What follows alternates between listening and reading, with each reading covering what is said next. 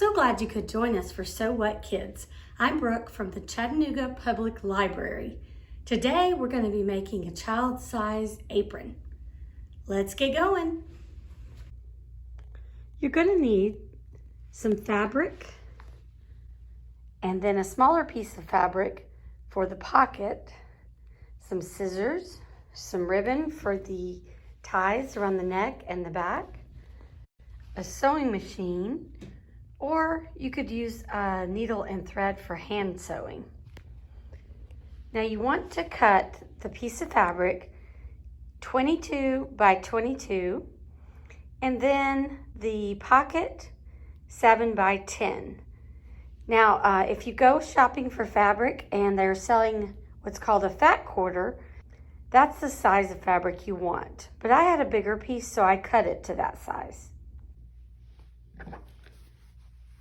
All right, we are going to take our fabric and we're going to fold it down the middle, right there. We're going to take this corner here and we're going to draw an arc, part of a circle, to give the apron its aprony shape. So I'm going to go about 8 inches down. I'm just estimating here, but if you wanted to, you could measure.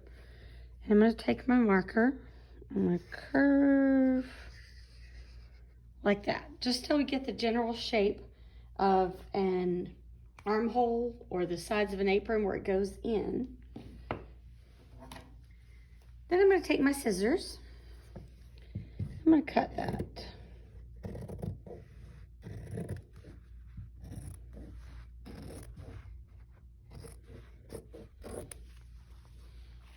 All right, we're here at our sewing machine and I've got the upper thread put in and threaded. Then I've got my bobbin dropped down here. Now the bobbin is what goes from the bottom and it loops onto the thread that's coming from the top so that it sews your two pieces together. Now just as a refresher, this right here is what we call the foot. The pedal on the floor that makes the sewing machine go is the pedal. It's kind of confusing because the pedal is on the ground with your foot. In the back right here is a little knob, and that's how you're going to put your foot down. Go up and down. Now the foot needs to be down when you're sewing, otherwise your thread will tangle and you won't get a nice seam. So I'm going to put it back up to put the fabric under it. Now, some sewing machines have really cool stitches, like zigzag or different zigzags, some little crisscross ones. But what we're going to use, you can use a zigzag one. I'll show you how that's going to look. Let's do the plain right there. I'm going to put my fabric up here at the top. Then I'm going to make sure that it is lined up with the edge of the foot. If you want it closer, you can move it over. But there's where I've got my fabric lined up. Then I'm going to start sewing with the zigzag.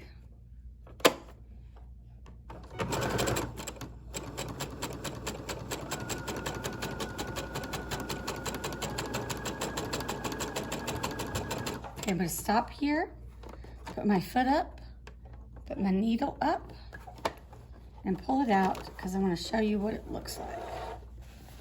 All right there is a zigzag stitch. And that's actually going to be really good since we didn't turn our edges under. It'll keep it from raveling a little bit. So I'm just going to keep going with that zigzag. Now if I wanted to use a straight stitch, which is your normal stitch, I would just come over here, right there. All right, foot down. And then my foot on the ground on the pedal. And here we go.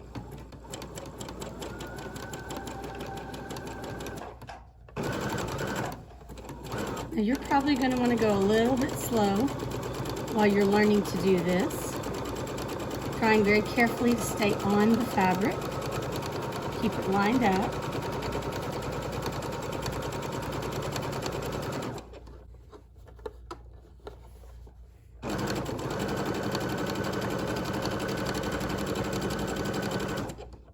When I come to the end, I'm going to pivot.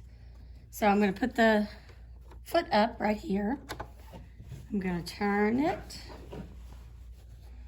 And now we're going the opposite way. Now I'm keeping the needle down right here.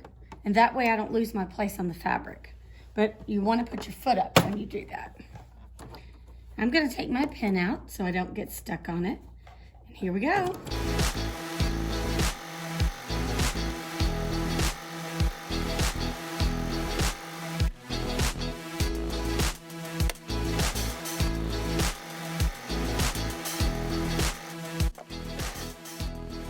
All right, we're getting close to the end. So I'm going to keep going all the way up. Now it's really important that you remember that the top stays open. You don't want to sew that top part because then it won't be a pocket.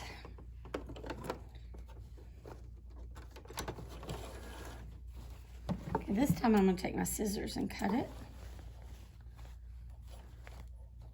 Now underneath I used a different color of thread so you can see that zigzag a little bit better.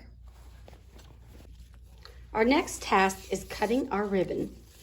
I'm going to take one piece and I'm going to make it about 1.5 feet long. You can do it a little bit longer just to make sure that you've got enough room to tie. And I'm going to cut it. Then I'm going to make 2. I'm just going to take the remaining ribbon and fold it for the 2 side pieces. All right, I've got my apron back. And I'm going to attach right here with a pin. And take it over to the other side and attach that with a pin. Then I'm going to do the same thing on the sides.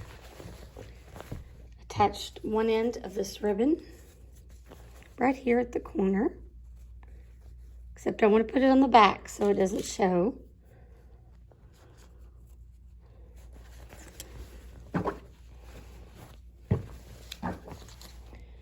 And do the same thing on the other side. I'm going to use that zigzag stitch again to sew right over that ribbon. Foot down.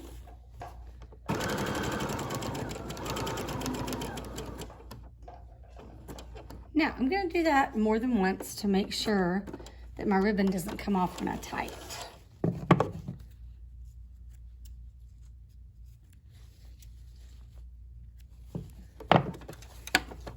If you're doing a straight stitch, you definitely want to do it more than one time. All right, let's do the others and then we'll see what we've got. And here we have it. Here's our finished product. We've got our neck tie, got our sides. And this is gonna be a little small for me, but let's give it a go.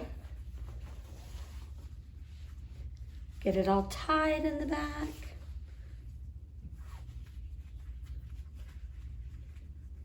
And you can tighten this. And there we go. I'm all ready to start cooking in the kitchen. If you make one of these, make sure you plan to cook while you're wearing it. Give your grown-up a hand making something fun. Thanks for joining us.